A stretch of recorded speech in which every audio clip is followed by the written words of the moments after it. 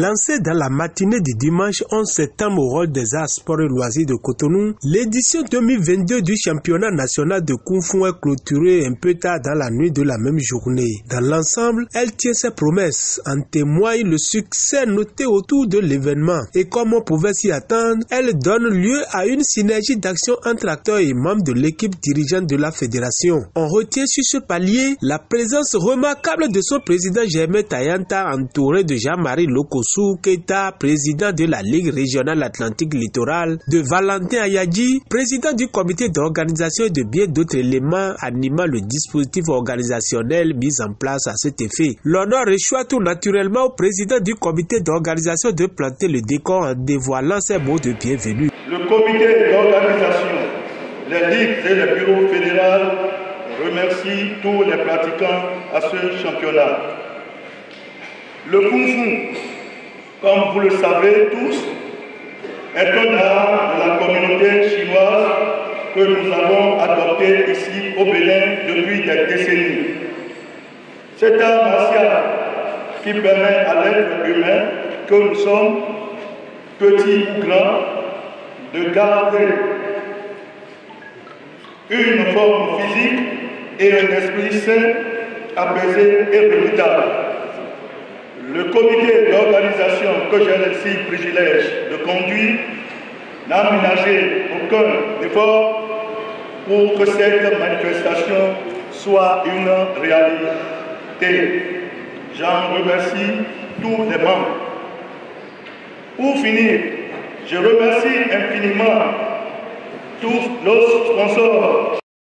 À sa suite, le président national, il s'adresse singulièrement pour sa part au chef de l'État dont il sollicite la médiation dans l'espoir de tuer le monstre à deux têtes qui depuis 2005 divise les pratiquants. On le sait, il y a la fédération de Kung Fu à part et la fédération de Wushu à part. Or, les deux se réclament de la même discipline, se regardant en chien de faïence depuis lors face à la posture versatile du ministère de Omeki, puisqu'il n'octroie aucune subvention à celle-ci. Il est temps de passer à la réunification aux grandes dames de ce démon de la division et de la prévalence de l'ego source de destruction. Malgré les brimades du ministère, la fédération tient bon et vous voyez, depuis 2005, on n'a pas eu de subvention, mais on est toujours là. Vous voyez. L'équipe parle de Kung Fu, parle de Wushu, c'est la même discipline. Il n'y a rien qui nous différencie. Et c'est le moment pour nous de lancer un appel au président de la République, son Excellence M. Patrice Talon, et au ministre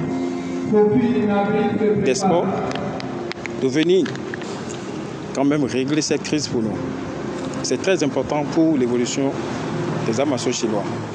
À défaut, la justice remettra probablement les pendules à l'heure avec toutes les conséquences du droit au plan juridique à en croire des indiscrétions. Chose fascinante, arbitres et athlètes jurent de respecter les règles de l'art, expression de leur serment. Malgré toutes les péripéties, les organisateurs ne s'empêchent néanmoins de se targuer d'avoir tenu le pari, celui de l'organisation de ce championnat évaluateur du niveau des athlètes. Au-delà de ces considérations, il convient d'avouer que ce monde déployé depuis les ligues départementales établies sur l'ensemble du territoire national combattent avec détermination, élégance et esprit de compétition. C'est le principal enseignement à y tirer à la lueur des différents tableaux présentés au public fanatique des arts martiaux chinois. Une discipline qui embrasse progressivement le Bénin grâce au leadership avéré des tenanciers actuels de la fédération. Car au constat, femmes, hommes comme adolescents et même personnes du troisième âge s'y intéressent de plus en plus avec beaucoup de passion. Un motif de réconfort et un regain d'espoir pour les membres de la dite fédération, celle de Kung Fu à ne pas confondre. Les rideaux étant tombés, place à la distribution des récompenses. Ainsi, les meilleurs repartent chez eux, qui avec des médailles, qui avec des trophées et tous avec des attestations de participation et d'arbitrage pour les juges. Au total, 90 médailles, 10 trophées et 3 statues sont distribués. Infatigable partenaire, le Centre culturel chinois par la voix de son directeur Wei Jung réaffirme ses félicitations et tout son soutien. Les regards tournés vers la prochaine édition.